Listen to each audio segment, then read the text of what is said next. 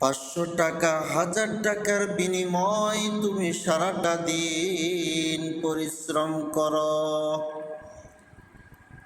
15, 20, 25, 30 হাজার টাকা বেতনে তুমি মাসের পর মাস ডিউটি করে যাচ্ছ, চাকরি করে যাচ্ছ।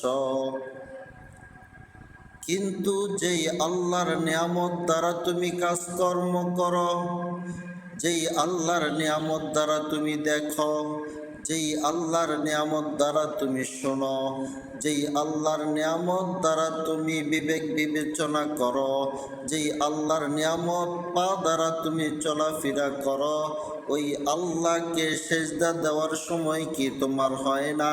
5 ওয়াক্ত নামাজ পড়ার সময় কি তোমার হয় না? এ কেমন মুসলমান?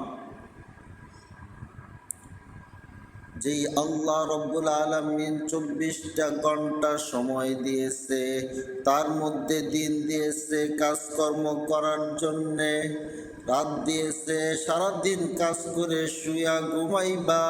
তোমার সারাদিন যা পরিশ্রম করেছ তা তুমি ভুলে যাইবা।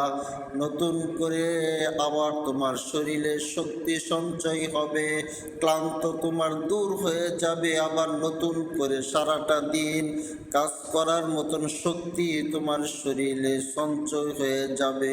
আল্লাহ তাআলার এত নিয়ামত, যেই আল্লাহ তাআলার নিয়ামতে তুমি 24টা ঘন্টা থাকো, ওই আল্লাহকে চিনার মতো শক্তি কি তোমার হয় নাই? ওই আল্লাহ ইবাদত, আল্লাহর গোলামি করার সময় কি তোমার হয় নাই? 5 ওয়াক্ত নামাজ পড়ার সময় কি তোমার হয় না?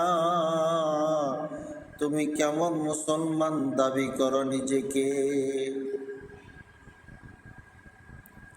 মহান আল্লাহ রব্বুল আলামিন আমাদেরকে বুঝার তৌফিক দান করেন, আমরা যেন আল্লাহ রব্বুল আলামিনের গোলামি বেশি থেকে বেশি করতে পারি, সেই তৌফিক দান করেন।